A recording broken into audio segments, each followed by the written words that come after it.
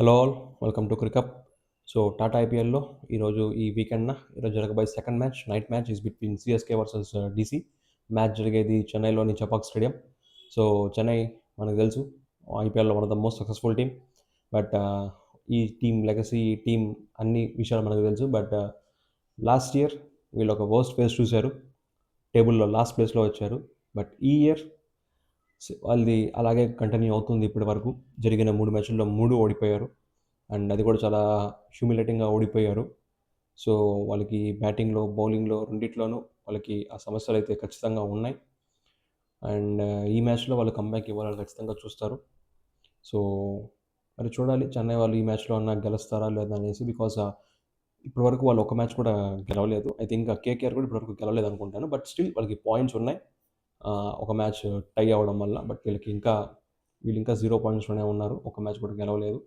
But DC ఆడిన 3 మ్యాచ్‌లో 2 మ్యాచ్‌లు గెలిచారు. లాస్ట్ మ్యాచ్ చాలా నారో మార్జిన్‌తో ఓడిపోయారు. అక్కడ జీటీతో జస్ట్ 1 రన్‌తో ఓడిపోయారు. బట్ ఓవరాల్‌గా డీసీ టీమ్ చాలా బాగుంది. సో వాళ్ళ బ్యాటింగ్ గానీ, వాళ్ళ బౌలింగ్ గానీ అంతా పర్ఫెక్ట్‌గా ఉంది వాళ్ళకి. సో వాళ్ళకి పెద్ద ఇష్యూస్ లేదు. మిచెల్ స్టార్క్ లేనప్పటికి కూడా లుంగి అంగడి అక్కడ వాళ్ళకి స్టార్ ప్లేస్‌లో చాలా బాగా పర్ఫార్మ్ చేస్తున్నాడు. ఐ థింక్ అతనికి 3 మ్యాచ్‌ల్లో 7 వికెట్స్ ఉన్నాయనుకుంటాను. సో వాళ్ళకి స్టార్క్ లేని లోటుని లుంగి అంగడి బాగా తీరుస్తున్నాడు. బట్ చెన్నై ఖచ్చితంగా ఈ మ్యాచ్ గెలవాలని చూస్తారు. అండ్ వాళ్ళకి బిగ్ బూస్ట్ ఏంటంటే ఈ మ్యాచ్ డెవల్ బ్రేవిస్ మాక్సిమం ఆడొచ్చు. బట్ ఎక్కడ కన్ఫర్మేషన్ రాలేదు అతను ఆడతాడని.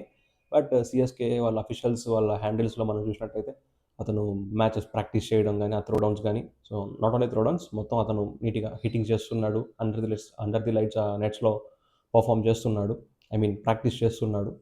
సో ధోని ఫిట్‌నెస్ గురించి ఇంకా అలాగే ఉంది. సో ధోని ఇంకా టైం పడుతుంది. ఆహ్, అతను టీమ్‌తో ఉంటాడు. టీమ్‌తో ట్రావెల్ అవుతున్నాడు. బట్ ధోని అప్పుడే fit అవ్వలేడు.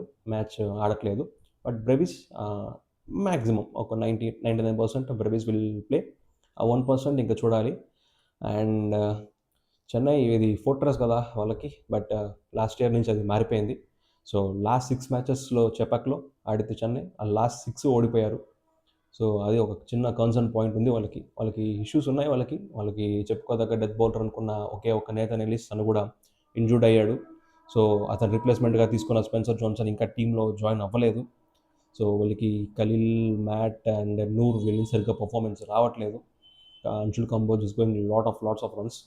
So batting okay. Batting వాళ్ళకి టాప్ ఆర్డర్ ఫెయిల్ అవుతున్నా కన్సిస్టెంట్‌గా మిడిల్ ఆర్డర్ పర్ఫార్మ్ చేస్తున్నారు. Especially Sarfaraz Khan. First match నుంచి అతను 3 మ్యాచ్‌లో వీళ్ళకి మంచి స్టాట్స్ ఇచ్చాడు. మంచి పర్ఫార్మ్ చేశాడు. లాస్ట్ ఆర్సీబీ మ్యాచ్‌లో ఒక మంచి హాఫ్ సెంచరీ చేశాడు. బట్ వీళ్ళకి బ్యాటింగ్‌లో ఇష్యూస్ ఉన్నాయి. ఆయుష్ మాత్రం ఇన్‌కన్సిస్టెంట్‌గా ఉన్నాడు. ఒక మ్యాచ్‌లో హాఫ్ సెంచరీ చేశాడు. ఇంకా 2 మ్యాచ్‌ల్లో ఫెయిల్ అయ్యాడు.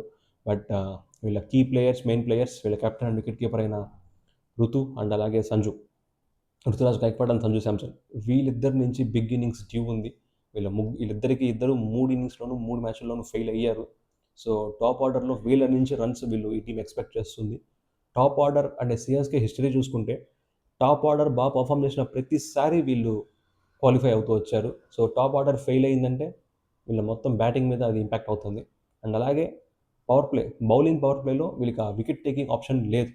అంటే ఖలీల్ లాస్ట్ ఇయర్ వీళ్ళకి బాగా పర్ఫార్మ్ చేశాడు. వికెట్స్ ఇచ్చాడు, బ్రేక్ త్రూస్ ఇచ్చాడు, పవర్ ప్లేలో తీశాడు. బట్ ఈసారి అతను అంత ఎఫెక్టివ్‌గా లేడు. అలాగే నూర్ అహ్మద్ కూడా. Noor Ahmad last time I think 24, 27 wickets తీశాడు. సీఎస్‌కే తరపున హైయెస్ట్ వికెట్ టేకర్ అండ్ ఓవరాల్‌గా second highest wicket taker in the tournament. But ఇప్పుడు అతను అంత ఎఫెక్టివ్‌గా అనిపించట్లేదు. సో వీళ్ళకి బ్యాటింగ్‌లో, బౌలింగ్‌లో అన్నిట్లోనూ సమస్యలున్నాయి. సో ఒకవేళ బ్రెవిస్ ఈ మ్యాచ్ ఆడితే వీళ్ళు మిడిల్ ఆర్డర్ కొంచెం స్ట్రాంగ్ అవుతుంది. ఎస్పెషల్లీ వీళ్ళకి బౌలింగ్‌లో ఖలీల్ నుంచి, మ్యాట్ హెన్రీ నుంచి అండ్ అలాగే నూర్ నుంచి మంచి పర్ఫార్మెన్స్ రావాలి. వాళ్ళు బ్రేక్ త్రూస్ ఇవ్వాలి. అండ్ బ్యాటింగ్‌లో వీళ్ళ టాప్ ఆర్డర్ వీళ్ళ ఓపెనర్స్ ఋతు, సంజు వీళ్ళిద్దరూ బాగా ఆడాలి. బట్ మనకు తెలుసు వాళ్ళిద్దరూ క్లాస్ ప్లేయర్స్. వాళ్ళ పర్ఫార్మెన్స్, వాళ్ళ రికార్డ్ మనకు తెలుసు.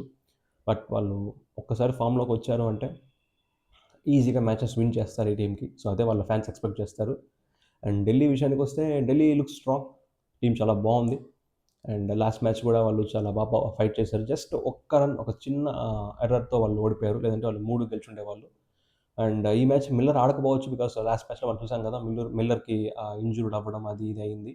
సో మేబీ మిల్లర్ ఈ మ్యాచ్ ఆడకపోవచ్చు. బట్ మిల్లర్ ఆడలేనప్పటికి కూడా వాళ్ళ టీమ్ బాగుంది. అక్కడ ప్రెస్టన్ స్టబ్స్ ఉన్నాడు వాళ్ళకి ఫినిషింగ్ చేసుకోవడానికి. అండ్ టాప్ ఆర్డర్‌లో పతుమ్ నిసంక గానీ, రాహుల్ గానీ కన్సిస్టెంట్‌గా పర్ఫార్మ్ చేస్తున్నారు. అండ్ బౌలింగ్ బాగుంది. I think best spin department ఉంది వీళ్ళకి. అటు అక్షర్ కానీ, కుల్దీప్ కానీ. అక్షర్ వాల్యూ మనకు తెలుసు. అటు ఆల్రౌండర్గా, కెప్టెన్గా టీంని బాగా లీడ్ చేస్తున్నాడు. And Kuldeep is very very effective in middle overs, wicket taking bowler.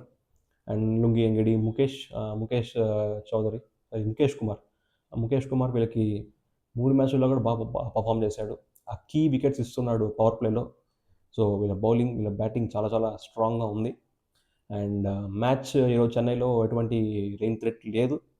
And win ప్రిడిక్షన్కి వస్తే ఖచ్చితంగా ఇంకెవరు డీసీయే కదా. డీసీ కొంచెం ఫేవరెట్గానే వెళ్తుంది. బికాస్ చెన్నై వాళ్ళ ఇష్యూస్ వాళ్ళకు ఉన్నాయి. వాళ్ళకి అటు బ్యాటింగ్లో, బౌలింగ్లో, ఆల్ డిపార్ట్మెంట్స్లో. వెరస్ డీసీ చాలా సెటిల్డ్గా సార్ట్అవుట్ అయింది, మొత్తం సార్ట్అవుట్ అయింది. సో వాళ్ళకి బ్యాటింగ్ కానీ, బౌలింగ్ కానీ, స్పిన్ కానీ అంతా పర్ఫెక్ట్గా స్ట్రాంగ్గా ఉంది. సో మ్యాచ్ జరిగేది. అండ్ లాస్ట్ ఇయర్ ఢిల్లీలో చెన్నైలో జరిగిన మ్యాచ్లో కూడా ఢిల్లీ గెలిచింది. సో చెన్నైకి ఆ హోమ్ సపోర్ట్ కూడా పోతుంది.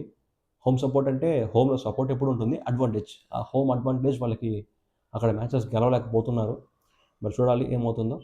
సో నా ప్రిడిక్షన్ ఖచ్చితంగా డీసీకే ఎడ్జ్ ఉంది. సో టీం బాగా సార్ట్అవుట్ అయింది కాబట్టి డీసీ ఫేవరెట్గా వెళ్తారని నేను అనుకుంటున్నాను. సో మీ టీం ఏంటో, మీ ప్రిడిక్షన్ ఏంటో మీరు కామెంట్ చేయండి. బాయ్.